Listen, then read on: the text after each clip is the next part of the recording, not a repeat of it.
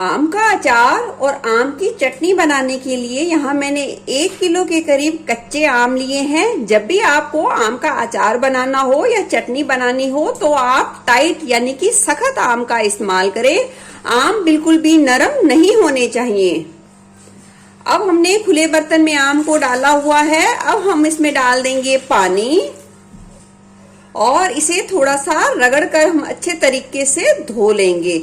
2 से 3 बारी पानी डालकर हम आम को अच्छे तरीके से पहले धुलेंगे।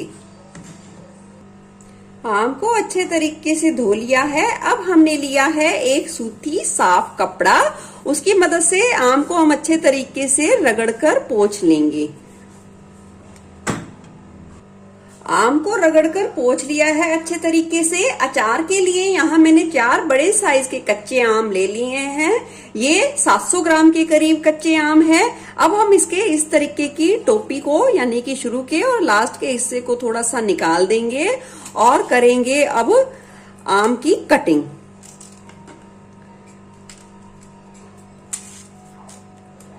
आप अपने हिसाब से साइज छोटा बड़ा कर सकते हैं।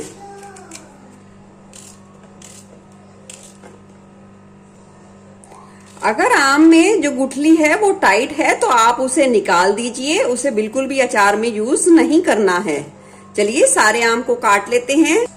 आम को काटने के बाद अब हमने एक सूती कपड़ा बिछा दिया है, उस पर हम इस तरीके से आम को फैला देंगे।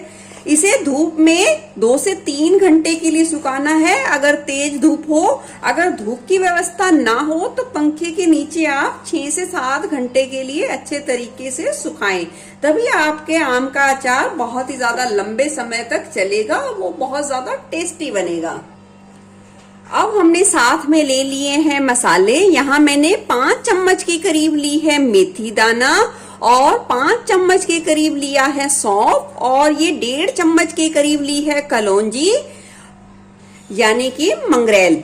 तो हम इन तीनों मसालों को भी धूप में रखेंगे। जितनी देर के लिए आम सूखेंगे उतनी देर के लिए इन्हें भी धूप में रख के अच्छे तरीके से सुखाएंगे। ये भी एक खास टिप्स है जिससे आपके आम का अचार लंबे समय तक चलेगा। मसालों और अंबियों के साथ हम इस कांच की बरनी को भी धूप में रखेंगे 1 से 2 घंटे के लिए तो जरूर, ताकि इसमें जो भी नमी हो वो अच्छे तरीके से सूख जाए। अचार के लिए आम को बिल्कुल अच्छे तरीके से सुखा लिया है और मसालों को भी धूप में अच्छे तरीके से सुखा लिया है। तो चलिए अब डाल लेते हैं अचार। अब हमने लिया है मिक्सी जार, डाल देंगे ये मेथी दाना और डाल देंगे सौंफ और इसे हल्का सा दरदरा मात्रा का पीस लेंगे। मात्र 2 या 3 सेकंड के लिए ही मिक्सी को चलाना है। आप चाहे तो अचार में ये मसाले साबुत भी इस्तेमाल कर सकते हैं। ये देखिए कुछ इस तरीके से मात्र 2 से 3 सेकंड के लिए ही मैंने मिक्सी को चलाकर पीसा है। अब अचार डालने के लिए हमने एक सूखा साफ और खुला बर्तन ले लिया है, उसमें डाल देंगे ये मसाले, डाल देंगे 1.5 चम्मच के करीब नमक। आप अपने स्वाद के अनुसार भी नमक का इस्तेमाल कर सकते हैं, पर अचार में थोड़ा नमक ज्यादा ही इस्तेमाल होता है। डाल देंगे 1 चम्मच लाल मिर्च पाउडर, आधी चम्मच डाल देंगे कुटी हुई काली मिर्च, डाल देंगे आधी चम्मच के करीब हल्दी पाउडर, डाल देंगे 1/4 चम्मच से भी थोड़ा सा कम हींग और अब मिला देंगे 1 कप के करीब सरसों का तेल और अच्छे तरीके से मिला देंगे। सरसों का तेल कच्चा ही डाला जाता है अचार में और इसे अच्छे तरीके से मिला देंगे। अब अचार का मसाले वाला बेस बिल्कुल बनके तैयार है। मैंने जो मसालों का रेशो बताया है आप अपने हिसाब से, अपने टेस्ट के हिसाब से थोड़ा कम ज्यादा भी कर सकते हैं। डाल देंगे 1 चम्मच के करीब कलौंजी और इसे भी मिला देंगे अच्छे तरीके से। अब मिला देंगे हमारे ये सूखे हुए आम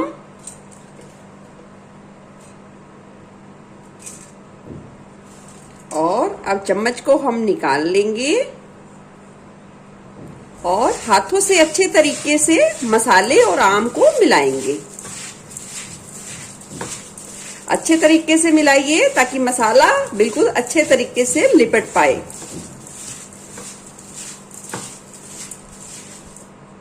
चलिए बिल्कुल अच्छे तरीके से सभी चीजों को मिला दिया है और मिलाने के बाद अब हम जार में डाल देते हैं अचार को। हमने जार को भी अच्छे तरीके से धूप में सुखा लिया है। अब जार के तले में हम डाल देंगे 2 से 3 चम्मच के करीब तेल और इसमें डाल देंगे हमारा ये तैयार अचार। अचार जार में डालने के बाद 1 से 2 चम्मच के करीब सरसों का तेल और डाल देंगे। अचार को डालने के बाद देख सकते हैं अभी अचार में ज्यादा तेल नहीं है और ये थोड़ा सा रूखा रूखा है, तो अभी हम इसमें और तेल का इस्तेमाल नहीं करेंगे। 1 से 2 दिन के लिए इसे ऐसे ही रहने देंगे और फिर इसमें 1 कप के करीब तेल का इस्तेमाल करेंगे या इतने तेल का इस्तेमाल करेंगे कि अचार हमारा थोड़ा सा तेल में डूब जाए। अब हम इसे बीच बीच में से चलाते रहेंगे। ऐसा नहीं करना है कि ढक्कन लगा दिया और फिर उसे देखा ही नहीं।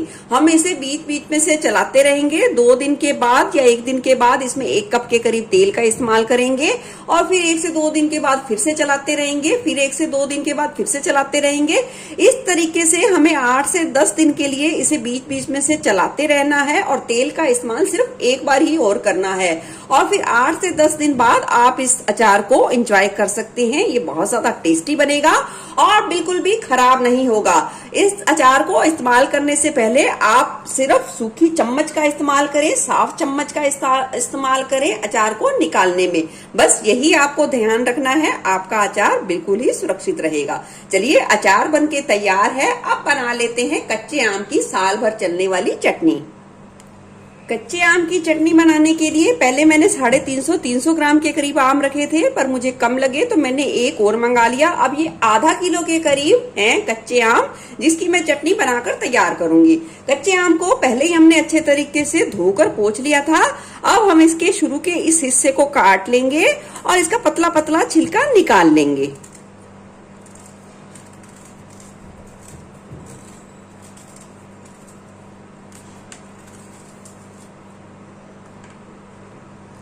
आम का छिलका निकालने के बाद अब हम इसे कद्दूकस करेंगे और अगर मोटी गुठली यानी कि सख्त गुठली आ जाए तो हम उसे निकाल देंगे। चलिए आम को कद्दूकस कर लिया है और साथ ही इसमें मिठास देने के लिए इस्तेमाल किया है गुड़ का। लगभग आधा किलो कच्ची अंबियों के लिए यहाँ मैंने 150 से 200 ग्राम के करीब गुड़ लिया है, जिसे टुकड़ों में कोट लिया है। आप चाहे तो इसकी जगह चीनी का इस्तेमाल कर सकते हैं और मिठास की मात्रा अपने स्वाद के अनुसार कम ज्यादा भी कर सकते हैं। तो चलिए बढ़ते हैं नेक्स्ट प्रोसेस की तरफ। और चटनी के लिए हम एक मसाला तैयार करेंगे। हमने गैस पर तवा चढ़ा दिया है और डाल दिया है आधी चम्मच के करीब जीरा, 1 चम्मच के करीब खड़ा धनिया, 1/4 चम्मच के करीब लेंगे सौंफ, 2 लेंगे हरी इलायची, 5 से 6 लेंगे काली मिर्च के दाने, 1/4 चम्मच लेंगे अजवाइन और इसे थोड़ा सा भून लेंगे। थोड़ा सा भुनने के बाद इसे ठंडा करके दरदरा सा पीस लेंगे।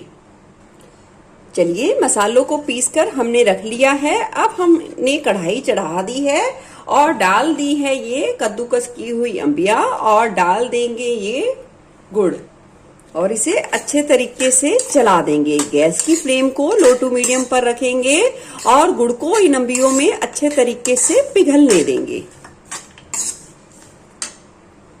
देख सकते हैं गुड़ ऑलमोस्ट बहुत ही अच्छे तरीके से पिघल गया है और अंबियों ने भी अच्छे तरीके से पानी छोड़ दिया है।